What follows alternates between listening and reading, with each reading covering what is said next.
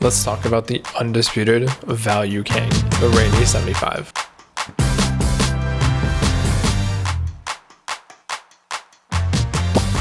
Okay, so the Rainy 75, it's a $100 keyboard that seems to be punching way above its weight class. Why is that? Let's talk about why I think it's absolutely worth it, and it's probably still the best option if you're looking for a custom keyboard right now and you don't want to spend a ton of money. Hey there, thanks for clicking on this video. I've been building keyboards for 6 years. I run Keybly.com and I've worked in e-commerce for the last 5 years. So let's do a quick review of the Rainy 75 and talk about what makes it so special, not just because it's so high value, but what exactly this means for the industry as well. Oh, and by the way, I am not sponsored for this video. I wish I was, maybe in the future. And I bought this keyboard with my own money. So if you're down to support this channel, please like and subscribe, and let's kick it off.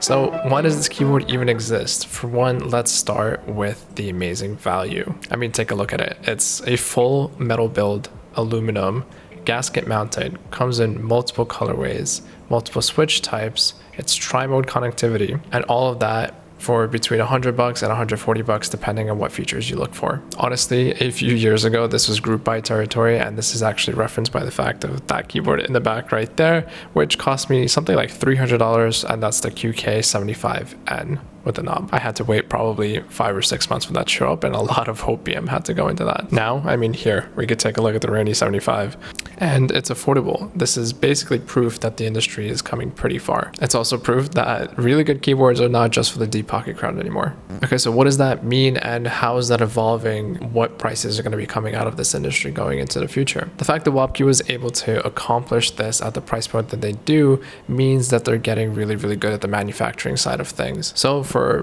people like you and I, we get to benefit because high quality keyboards are going to come really, really quickly, and they're not going to cost you an arm and leg anymore. This also means that there's a lot more competition for the likes of Razer and Logitech, which is going to force them to bring their prices down or improve the quality of their product. All right, next up, the sound. If you've heard the Rainy 75, you know it's a creamy, thocky keyboard. Just take a listen to this.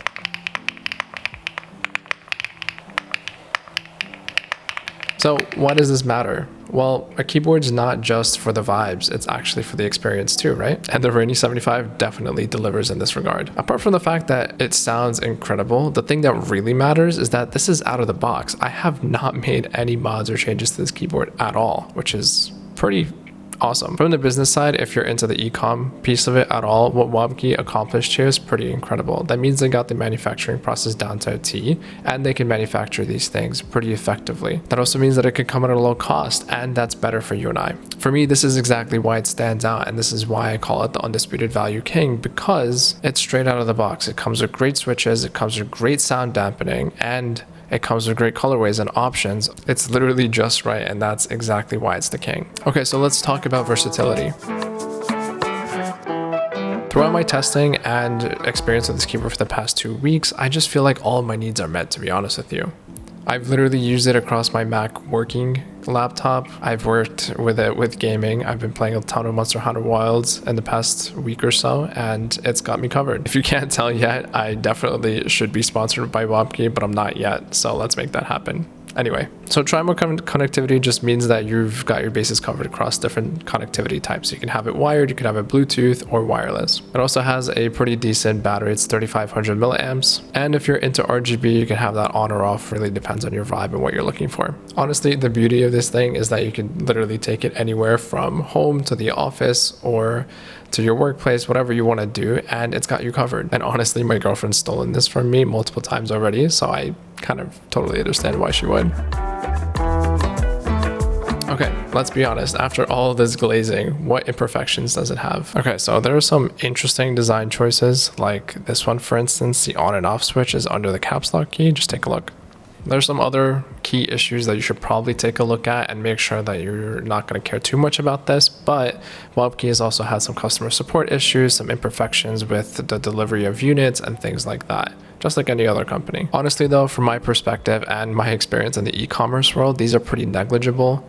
The fact that there's some questionable design choices choices just means that they had to make some compromises to make this as cost effective as possible. So they have a standard mold that they're using, and they can't really mess around with that too much because it's going to increase the price of the keyboard too much. Also, given that WOBKEY is relatively new to the scene, it's pretty impressive what they've been able to accomplish thus far, and that's hoping there's going to be a lot more coming in the future. Either way, I think it's definitely worth it, and I'm not going back on that statement. This is still the value king for me.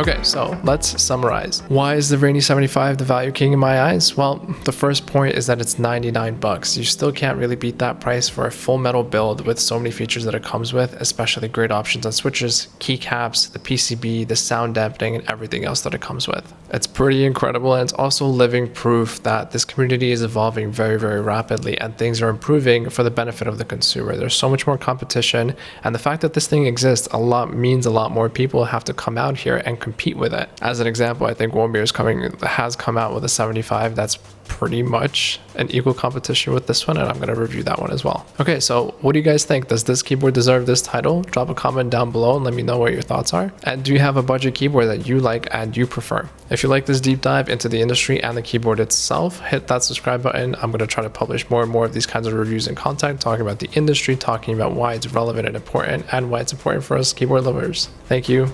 Peace.